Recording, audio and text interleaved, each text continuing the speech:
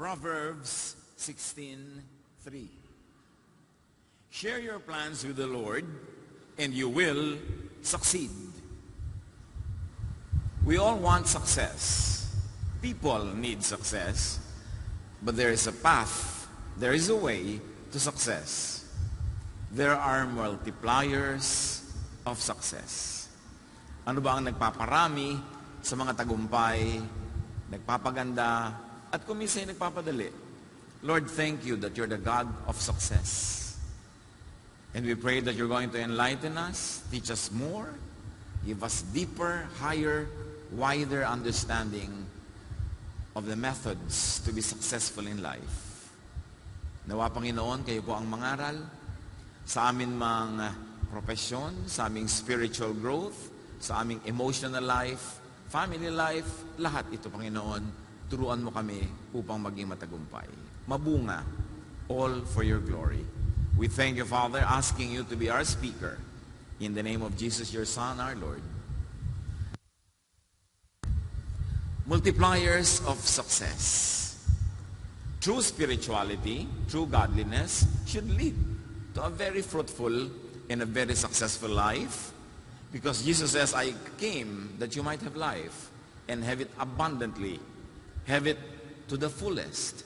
It is the intention of God through Jesus that we all become very fruitful and successful.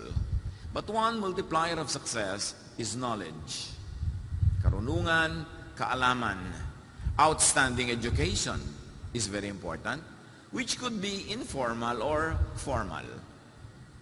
May mga merong formal education, they go through schools, through various ways of learning, pero marami ring informal ways to be knowledgeable, to observe, to learn from the experienced, to learn at the seat of masters. Lahat yan, education.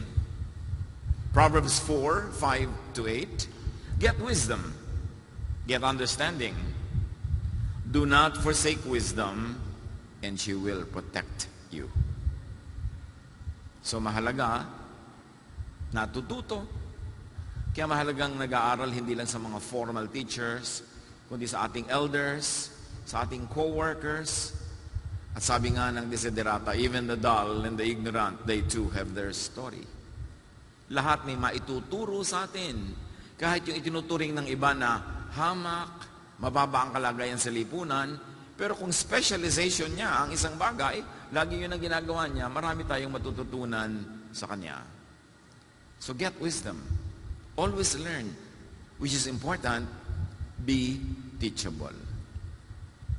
Be willing to be told, to be corrected, to be taught, to be tutored, to be guided, to be taken by the hand. Dapat huwag laging mag-alam-alaman. Marunong tayong manahimik para makinig sa marunong at nang lalo tayong maging marunong. Proverbs 3:1-2, My son, do not forget my teaching, for they will bring you prosperity. Hindi magic na pag tinuruan ka, magkakaroon ng prosperity. But you're able to eliminate right from wrong. You're able to minimize mistakes. You're able to maximize correct deeds and decisions, which of course would lead to prosperity. Mahalaga ang tao marunong. Meron ng dalawang nag-uusap Nagmamagaling yung isa. Sobrang magturo, sobrang magyabang, ang dami-dami niya kasing napag-aralan. At sabi ng kausap niya, if you're really smart, why are you poor? Hindi nakakibo. Kasi dapat kung ang galing-galing mo, di dapat maluwag ang buhay mo. Dapat kumikita ka, marunong kang magparami ng mga binibigay sa'yo ng Diyos. Galing-galing mo magturo dyan, tapos wala kang makain. So dapat marunong tayong makinig. Hindi yung kung marami tayong academic units, kala mo kung sino na tayo. Proverbs 24:3-4. By wisdom, a house is built. Through knowledge, its rooms are filled with rare and beautiful treasures. Pag daw ang tao ay mahusay talaga, sunod-sunod ang ginagawa niyang tama, inevitably, giginhawa siya sa buhay, magkakaroon siya ng mga magagandang bagay sa buhay. Kasi ang talino, nakakapagpayaman. Of course, that is applied knowledge and wisdom. Meron naman kasi ang galing sa teorya, pero hindi applied. Ang nagkakaroon ng ginhawa sa buhay, yung ina-apply yung karunungan to productive endeavors. Endeavors that bring about fruits that you will need in your life. Ecclesiastes 7:12, wisdom is a shelter as money is a shelter. But the advantage of knowledge is this: wisdom preserves those who have it. So meron daw na ang kayamanan niya ay karunungan, shelter yan. Kanlungan yan sa buhay. Meron naman ang kayamanan niya ay pera talaga, shelter din yan. Pero iba na daw yung marunong na, yung mayaman na marunong pa. Kasi yung mayaman na marunong ang mananatiling mayaman. Pero yung yumaman na hindi marunong, babalik sa kahirapan yon. Kailangan marunong ka mag-preserve ng wealth. Kaya may mga one-day millionaires, mga biglang yumaman, mahirap uli next week. Kasi hindi sila marunong, mayaman lang sila. Pero yung hindi mayaman na marunong, yayaman yun. Kaya between yan nanliligaw sa'yo, ang yaman-yaman, tapos walang alam. Magmamana lang pala. Maululusta yun, mauubos yun. Meron naman, walang kayamanan, pero madiskarte. Yun, ang mas meron kang future dun. Because wisdom makes and preserves wealth. Do not equate poverty with spiritual growth and development. Hindi mo sasabihin, kasi, kaya ako pobre, kasi makadiyos ako kasi spiritual ako. God wants you to be prosperous. Pero hindi instant, hindi magic, hindi nadadaan sa kadadasalan, kaayuno, o kahiling. May way. Yan ang pinag-aaralan natin. What is your way to progress? What are the multipliers of success? Kahit yumaman yung fools shorten their mayaman status. They cannot be mayaman for long pagka hindi sila marunong. Hosea 4:6, my people are destroyed from lack of knowledge. Nakakasira talaga ng buhay ang kawalan ng karunungan at kaliwanagan. At ang tao hindi dapat tumitigil mag-aral. Meron ako isang kilala, paborito niya sabihin, pwede na ako umuwi, may natutunan ako. Kasi everyday, ang goal niya, may matutunan. Kahit matuto ka sa labandera kung paano magkusot, may natuto ka sa isang baker kung paano magpaalsa ng tinapay, may natutunan ka, yaman ng yaman yung utak mo, hinahanda mo yan for productivity, which could lead to prosperity. Another multiplier of success is significant specialization. Kailangan hindi sabog. Kailangan hindi kalat. Meron nagsasabi, huy, dapat maging national scientist ka. Dapat maging national artist ka. And the answer is, yung mga ganyan, dapat teenager ka pa, may ginagawa ka na para magpunta ka doon sa ganung award. Kasi hindi pwedeng 40 na, 50 na, tsaka ka pala magsisimula. Lifelong work para maging national anything. At dapat nakafocus ka. Gusto mong maging national artist, puro arts ang kakainin, gagawin, ipoproduce mo for the remaining siguro 40 or 50 years of your life. Pero kung may konti kang arts, may konti kang science, may konti kang ganito, tapos nagpamilya ka, bumuhay ka ng mga anak, hindi ka magiging national artist or anything. Nakafocus ka talaga dyan. In other words, if you really want it, you have to angle for it early on. Kasi hindi pwedeng biglang mangyari yon. Bunga yon ng lifelong work. So, to have a significant specialization in life, know your natural giftedness, then specialize on them. Ano ba talaga yung likas mong galing? Doon ka mag-specialize kasi doon ka magiging first class. Pwedeng mangopya ka, kopyahin mo yung career ng iba, pwede naman maging achiever ka rin doon, pero baka third class, second class, not first. You can only be first class when you're true to yourself. So mahalaga, bata pa lang, inaalam mo na ang galing mo. Kaya, nung araw, ewan ko ngayon, kung uso pa yan, pag fourth year high school ka, or its equivalent, may mga aptitude tests na ginagawa para malaman mo kung anong kurso sa kolehiyo ang pinakabagay sa'yo. O kung hindi ka bagay magkolehiyo, kasi may ibang bagay pala para sa'yo. Yung iba kasi hindi naman pang kolehiyo sila tapos pinipilit magkolehiyo. May pala iba yung galing. Kaya pag nag-high school reunion, yung mga high school group, nag-reunion, 20 years later, ang mayayaman yung mga dropout. Yung mga kulelat, mga bulok tutorian, mga dishonorable mention, karamihan yun ng mayaman. Bakit? Kasi sa pagda-drop out nila, doon nila nasundan kung ano talaga ang galing nila. Ang galing niya pala mag-welding. Naging specialista siya. Lahat ng barko sa mundo siya nag-weld. Meron siyang welding company, yumaman. Yung sobrang galing at talino, lahat ng pag-aralan, nalalaman, lahat ng kasi pinapasa, gumraduate na, nakatatlong kurso na, nakagraduate na. Hindi pa rin yung mayaman. Kasi hindi naman napagkakaperahan yung mga kurso niya. So yung mga street smart, madalas yan talaga yung mga dropout mo, yung laging absent.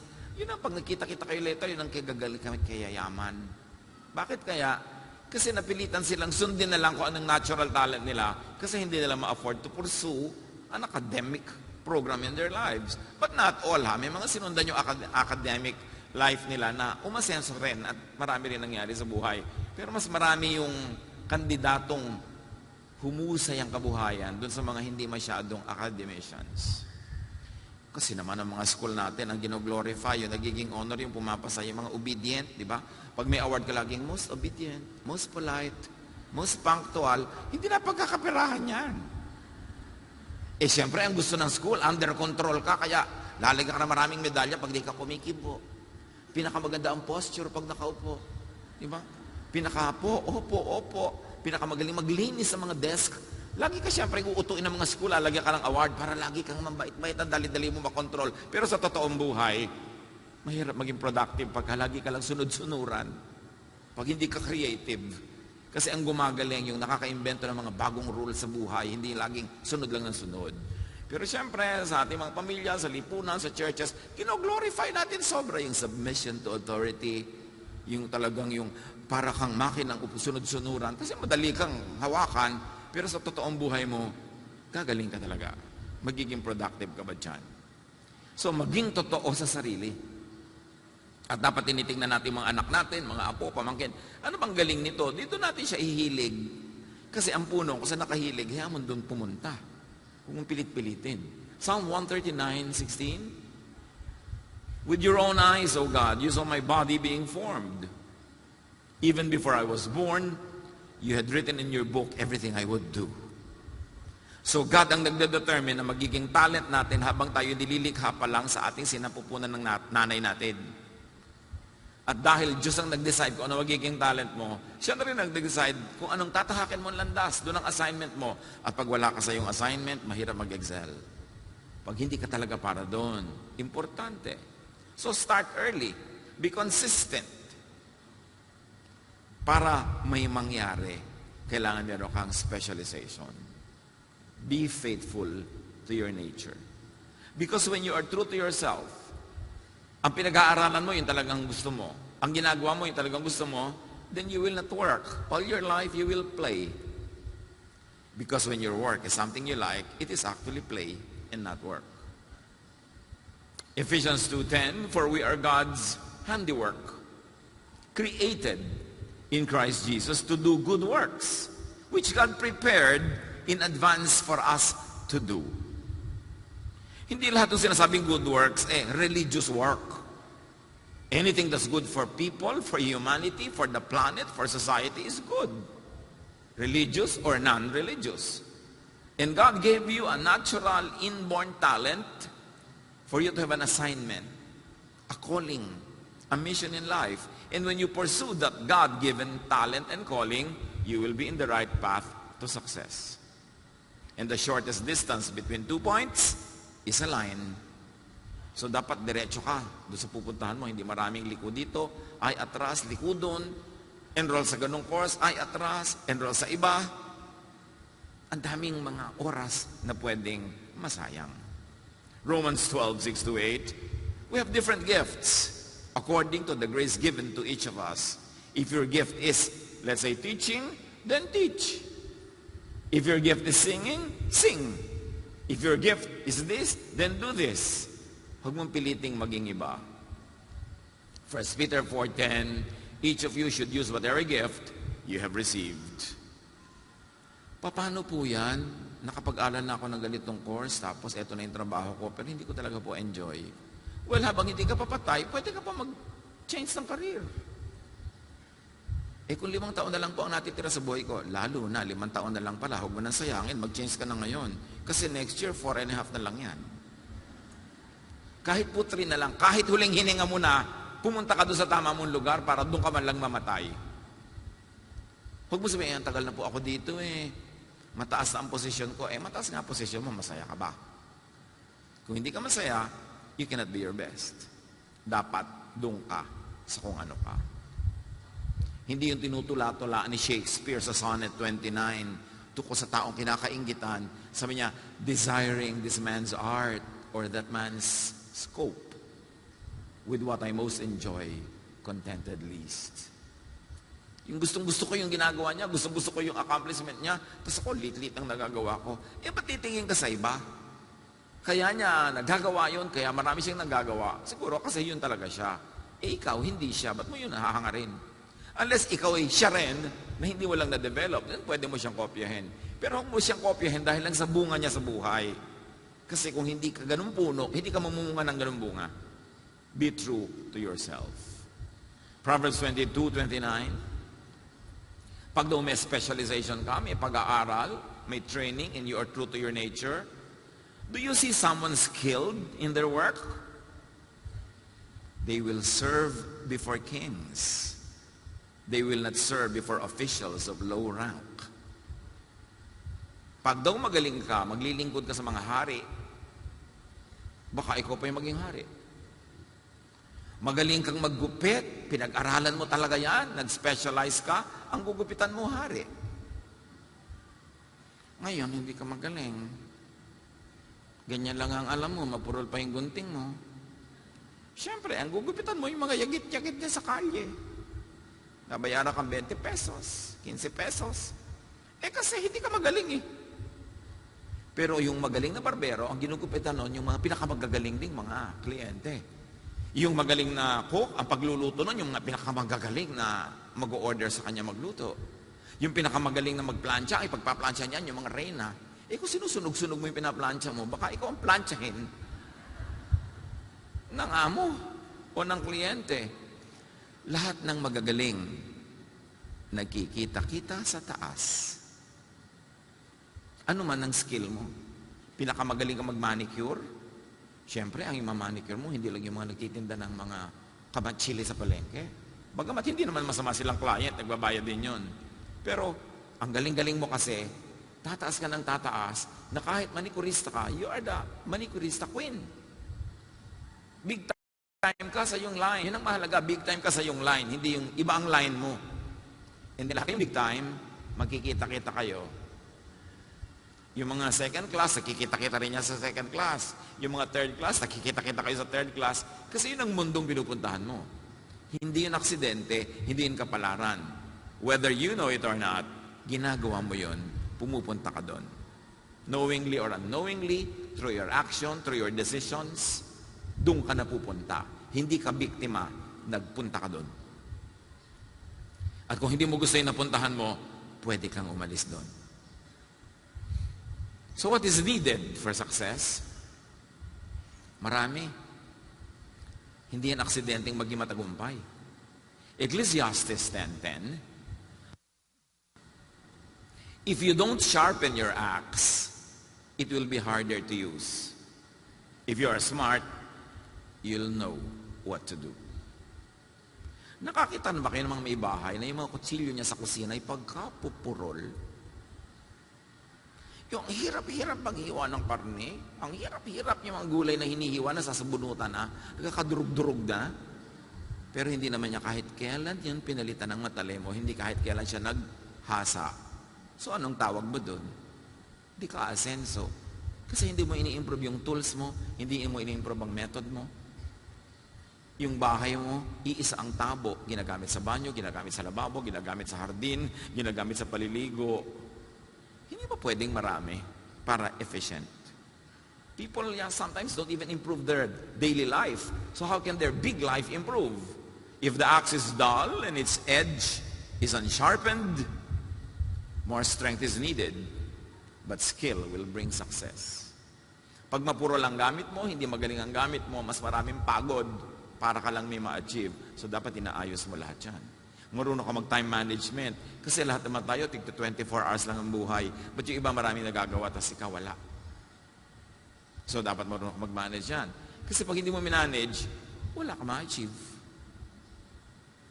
You need improvement all the time. Sharpen that axe. And then, imagine, kung matalim na ang iyong gunting, magaling pang skill mo, di ang layo ng mararating mo. So we need development. Continuing, lifelong development. Merong mga tao nung araw, 15 years ago, hindi na nag-agree ang kanilang subject and predicate sa grammar. Hindi na sila makaayos ng past tense, ng present perfect at present future tense. Pagka sinasabi mo, binabalingoy, ano yan? Di ba? Yung nosebleed. Alam mo, 15 years ago, nosebleed ka na dyan. Ngayon, nosebleed ka pa rin. Wala kang ginawa para umasenso ka dyan, para next year hindi na nosebleed dahil alam mo na. Forever na lang matatakot ka tuwing may nag-uusap dahil hindi ka marunong. Forever na lang iiwas ka. Aba, dapat harapin mo yan, alamin mo. Para next time, alam mo na. Pati si Jesus nga, lumago eh. Hindi naman siya instant.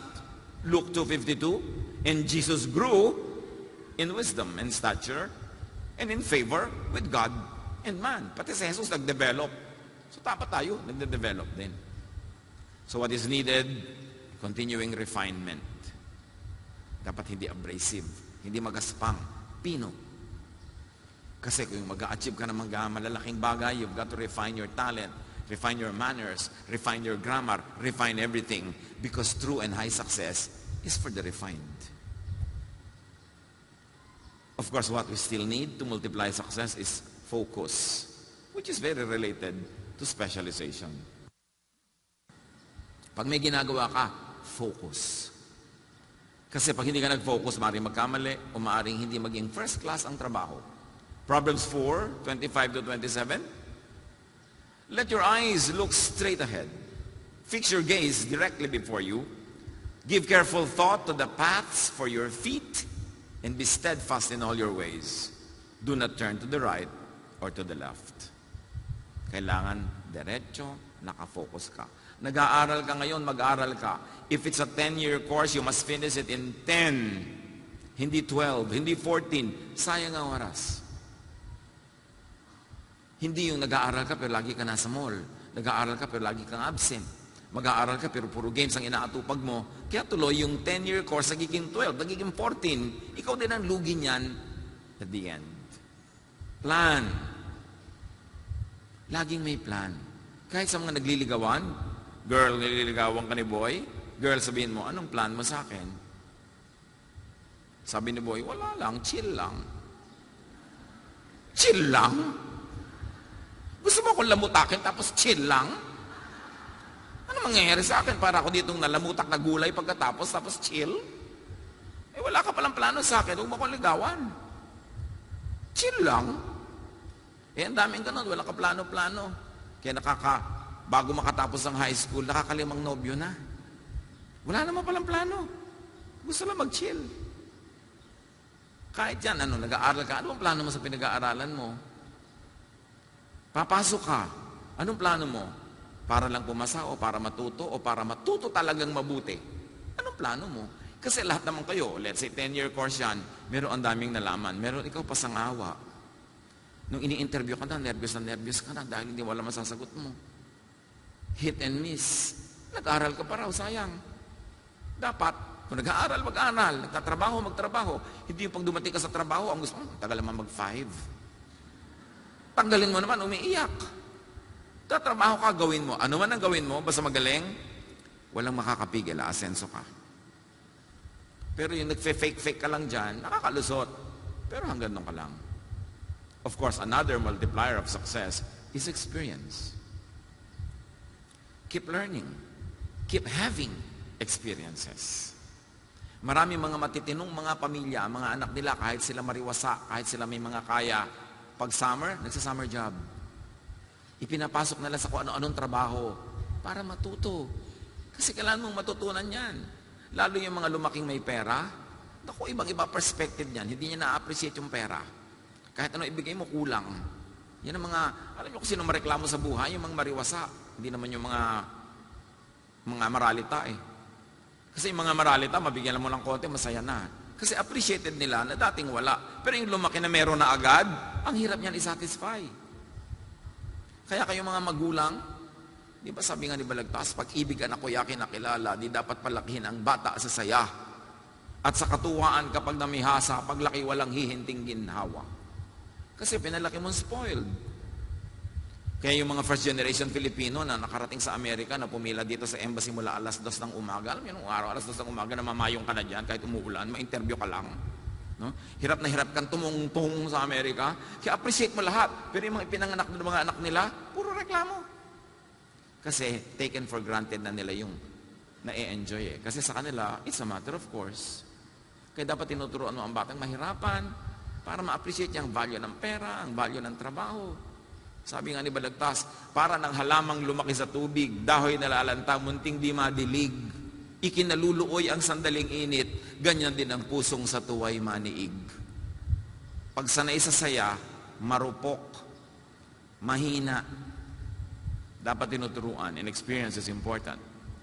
Job 12:12, is not wisdom found among the aged? Does not long life bring understanding? So mahalaga, turuan ng mga bata ngayon to listen, especially to the aged. Akala nila pagka matanda, makulit, paulit-ulit. But you know, experience is still the best teacher. And you take time to accumulate experience. So listen to others. That's very, very important. Past and experience, not promises about the future. Ang mahalaga sa tao, pag ini-interview mo, past, hindi future. Alam mo yung mga beauty contest answers, what will you do if you won $1 million? Ang dali naman bulahin kung anong gagawin mo dun eh, di ba?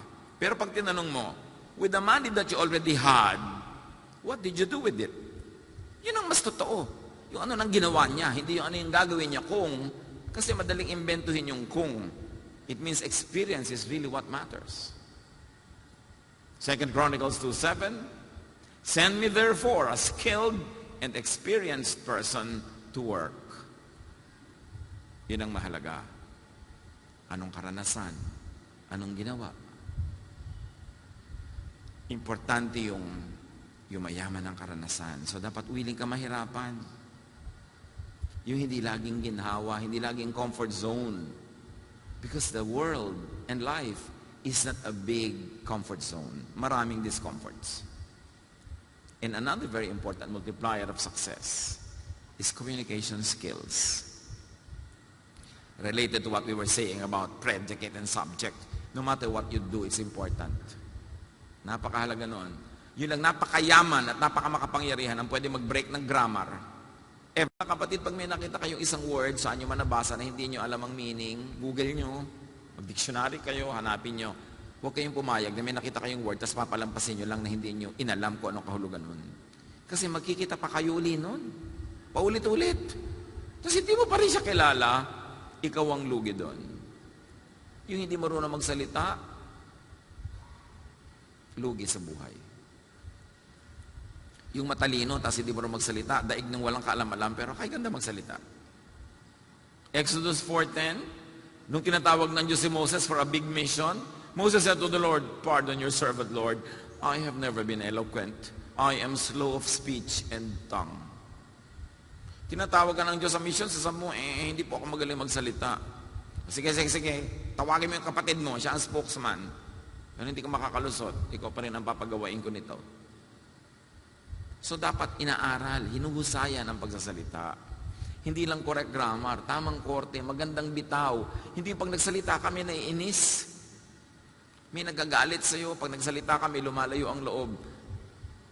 It's important to be liked and to be likable. For you to succeed, you will need people's help. And people help those they like.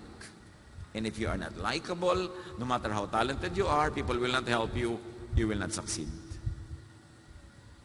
Learn and keep on learning good graces, especially good communication skills. Huwag mo sabihin, hindi mo favorite subject yung English, yung literature, kasi kailangan mo yan sa buhay. O ano mang language, kailangan mo yun. Magtatrabaho ka, magnenegosyo ka sa Cebu, magaling na, mabuti ka na magbisaya doon para pag nandun ka, nagka-Cebuano ka, mas madami bumupo ka sa pinto. Kung saan ka man pupunta. Aral ang tao, huwag kang tamad. Proverbs 25:11, a word fitly spoken is like apples of gold in a setting of silver. Pag daw maganda ang bitaw ng salita, maganda ang choice of words,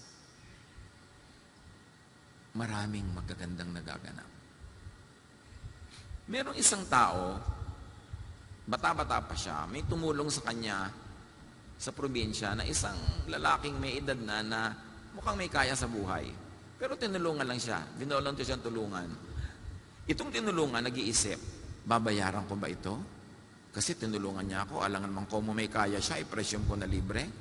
Pero pag tinanong ko naman kung magkano, baka may insulto. So ano itatanong mo? Ito, Sir, magkano po ang service nyo? Tinulungan lang ako kita, hindi naman ako naniningil, baka may insulto pa ako, di ba? Pero pag hindi ka naman bigla nagbayad at nag-thank you ka na lang, baka nun mainis siya na, libre? So sabi nitong tao na to, paano ko po kayo mapapakonswelohan sa pagod nyo? O diba, ang ganda. Ganon din yun, magkano? Pero hindi ganon ang sinabi mo. At sinabi mo rin by asking that na hindi ka nang titiway. Pero paano ko po kayo mapapakonswelohan? Beautiful speech. Sabi ng matanda, yung ngiti mo na yan na ang konsuelo ko. Ang ganda ng namagitan ng communication sa kanila. Pag ang mga tao, refinado magsalita, hindi pa daskol-daskol, hindi pa balang-balang, ang uwian, suntukan. Colossians 4:6, let your conversation be always full of grace, seasoned with salt, so that you may know how to answer everyone. Alam niyo, nung araw, umabot pa ako rito, bagamat batang-bata pa ako. Pero may mga nag-uusap noon, pag nagkilala sila for the first time, magpapakilala halimbawa si Andres Bukid. Andres Bukid po, pag-utusan po ninyo. Naks, di ba? Ang ganda, polite ng mapag-uusap ng mga tatanda natin noon. Pag ang nakausap mo Amerikano, pag-utusan po ninyo, uutusan ka nga. Kasi hindi nila alam na refinement na ang culture natin yun eh.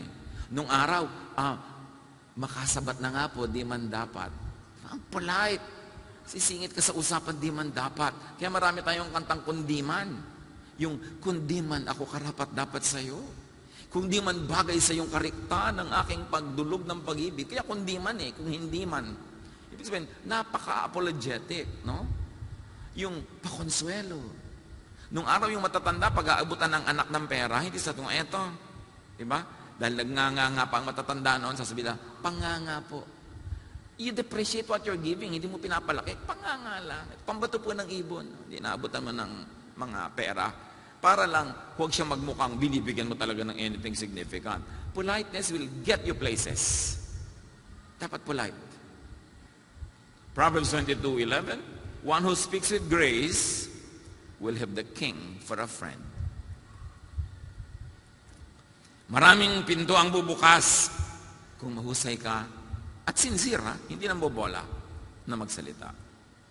And when you deal with people, respect privacy. Observe some respectful distance, respect their discretion, para hindi ka parang bulldozer na pumapasok sa buhay ng may buhay. Huwag tanong ng tanong, huwag urirat ng urirat, marunong makiramdam, tahimik ka lang, so you will not be abrasive and you will not be found abrasive. And of course, you need for success a very wide social base. Sinabi na natin noon, people need help to succeed. So, the more people you are helping and the more people who help you, the more chances of you together becoming more and more fruitful. Ecclesiastes 4:9-12. Two are better than one because they have good return for their labor. If either of them falls down, one can help the other up. But pity anyone who falls and has no one to help them up. Also, if two lie down together, they will keep warm. But how can one keep warm alone? The one may be overpowered, two can defend themselves. A cord of 3 strands is not quickly broken. Isa lang ibig sabihin, mas marami kang kaibigan, mas marami kang kapalagayang loob, mas matibay ang buhay mo. Mahulog ka man, may dadampot sa'yo, may gumulo man sa'yo, may katulong ka, may katuwang ka. So, ibig sabihin lang nun, have quantity of friends. It is important. Maraming mga hanap buhay, kailangan mo meron ka talagang wide social circle. Proverbs 14:20, the poor are shunned even by their neighbors, but the rich have many friends. And because of that, the rich become richer. Bakit yung poor are shunned by their neighbors? Hindi lang dahil poor sila. Yung poor na molestador, yung poor na laging nakahingi, yung poor na laging nangaabala, yung poor na, sabi nga ng matatanda, pag nailubog ang kamao, ilulubog hanggang siko. Pag binigyan mo ngayon, bukas sa kaabang na. At pag binigyan mo uli, on the third day, automatic na yon. Bibigyan mo na siya lagi. Kaya iniiwasan tuloy. But to have many friends is important. So expose children to friendships. Expose nyo sila sa mga kaibigan. Lumalaki silang may mga kaibigan. Mga matatalik na kaibigan na mula pagkabata, yan ang nagtutulungan later. Sa kanilang mga career, sa kanilang mga negosyo. Kasi gusto mo mag-supply ng pagkain sa 15 hotel. Biglang yung pinaka-F&B manager ng lahat ng hotel na yon, high school friend mo, diba isang phone call lang yan. Everything being equal, you get the deal. Eh nung high school pala, inaaway-away mo. Hindi mo tinahatian ng turon. Kumakain ka ng turon, kain ka na kain, nanonood siya. Diba? Sabi niya, bullets day, I will giant you. Balang araw, paghihigantihan kita. So, siya ngayon yung general manager, naku, wala ka pag-asang makakuha ng deal doon. Kasi ang pangit ng record mo eh. Kaya mahalaga, mabuti ka makipagkapwa. Yung successful ngayon, hindi lang ngayon nangyari yun. Go back 10, 20, 30 years, doon pa lang mga tama na ang pinagagagawa nito. Kaya umaani na siya ngayon. So, importante, mga magulang, ang napaka-importanteng pamana sa ating mga anak is a very beautiful and a very strong social network. Yung habang lumalaki siya, pinapakilala mo siya sa mga kaibigan mo, mga tito at tita niya, mga kakilala mo. Kasi mamaya, mga ano na rin niya yun. Supporter, helper, teacher. Eh kung ipapamana mo sa mga anak mo, mga kaaway, mga inutangan mong sinuba mo, mga inisdab-isdab mo nung meron ka, di ang nalugi anak mo, ang laking pamana, yung magandang pangalan. At hindi ibig sabihin na mayaman na pangalan. Yung magandang pakitungo mo, pakisama mo sa kapwa. Pagka mamaya yung anak mo pupunta sa kanya, malaman lang nung pinuntahan na ikaw pala yung magulang, anak mo pala yon, meron na agad siya pagtingin. May favor agad. Kaya mga magulang, nagpapakatino sa buhay para makapagpamana tayo sa mga anak ng magagandang social networks. Hindi man nila yung pakinabangan sa hanap buhay, support nila sa kanilang emotional life, support nila sa kanilang social life, to make life happier and nicer. Yan ang magandang pamana. Pag iniisip natin lahat yan, nagtatanim tayo para umani kahit 30 years later. We need quality of friends, hindi lang quantity. Proverbs 27:17, as iron sharpens iron, so one person sharpens another. Pagka meron ka makakasama, magwi-weekend kayo, o isang maghapon, o 5 oras, ang tanong mo agad, can I help sharpen the person? Pag yes, good. Then I can be useful. Ang tanong naman, will being with that person sharpen me? Pagka wala, sayang lang oras mo, wag na lang. Magchichismisan lang pala kayo. Yung mga kalaban niya, magiging kalaban mo rin, sayang ang oras. Wag na lang. Proverbs 12:26, the righteous choose their friends carefully, but the way of the wicked leads them astray. Proverbs 22:24-25, do not associate with one easily angered, Or you may learn their ways and get yourself ensnared. Umiwas-iwas sa mga palaaway, mayayabang, kasi gulo ang kasunod ng buhay nila wherever they go. At kung kasama ka nila, madadamay ka.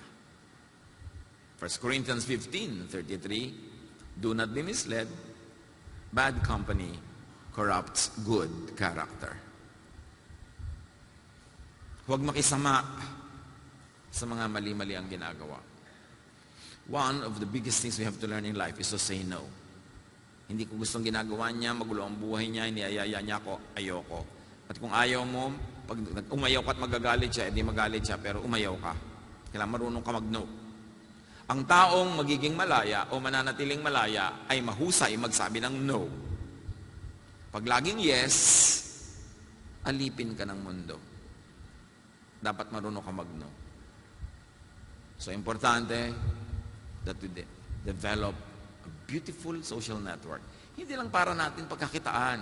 Kasi yung surrounded ka by people who are achievers, people who are intelligent, people who are polite, that's already a pleasure in life. Napakasarap na ligaya na yun na walang bayad, na may mga tao sa mundo mo na masarap kausap, na nakakapagbigay ng magandang payo. Kung nakakapagtulungan pa kayo sa mga hanap buhay nyo, di lalong mabuti. So make and keep friends. Now you make friends and you keep friends. Sayang, friends mo na ng 30 years, nakipagtampuhan ka, tapos nagkagalit kayo, sayang naman yung 30 years. Ano naman ang pinagtampuhan nyo, pinagkagalitan nyo? Is it worth it? Na itapon ang lahat ng pakikisama nyo sa isa't isa dahil lang doon? So keep friends. Proverbs 27:9-10. Perfume and incense bring joy to the heart, and the pleasantness of a friend springs from their heartfelt advice. Napakasarap makatanggap ng payo na alam mong galing sa puso. Kahit yung payo, ipinapagalitan ka. Kahit yung payo, salungat sa gusto mo. Yung kaibigan mo talaga, maupo ka dyan.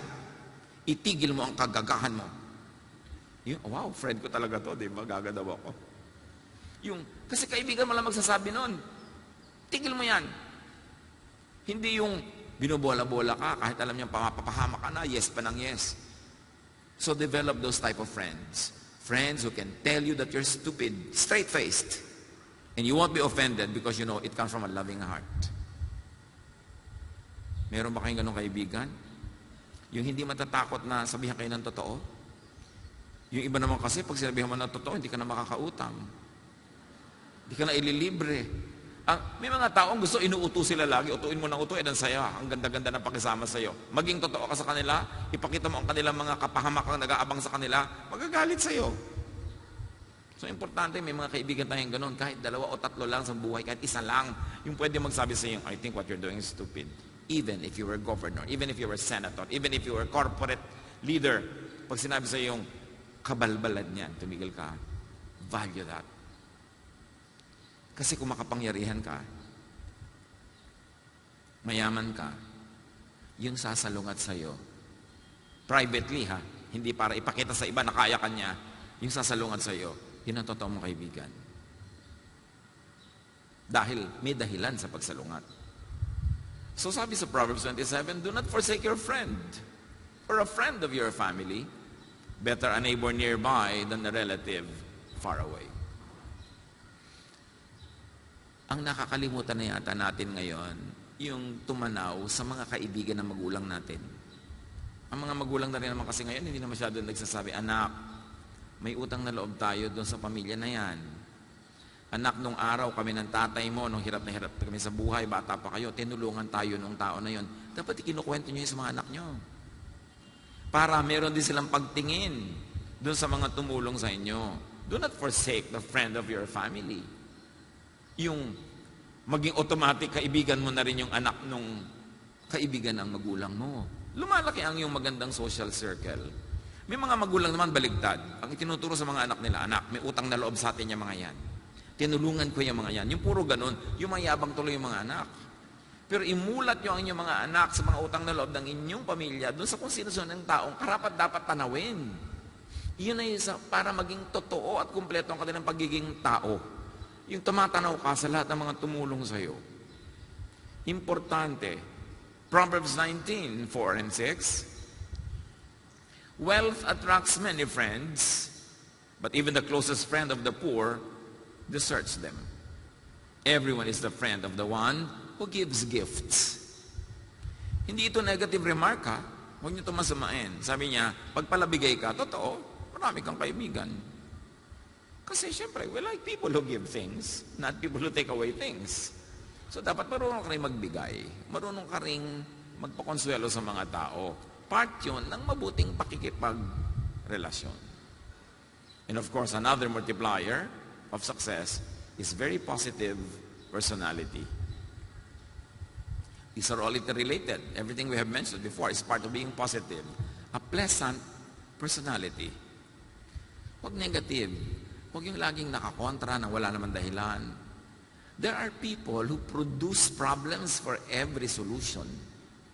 May problema, bibigyan mo ng payo. Ang i-resolve, another problema. Meron. Problema na naman. Sa Facebook nga, may nagtatanong sa akin isang Facebook pamangkin, Tito, ito yung problema ko. Sabi ko, ito yung answer ko. Paano po ganyan? Problema na naman. Sasagutin ko. Tapos pagkasabihin naman siya ng problema, so alam mo, kausapin mo sarili mo.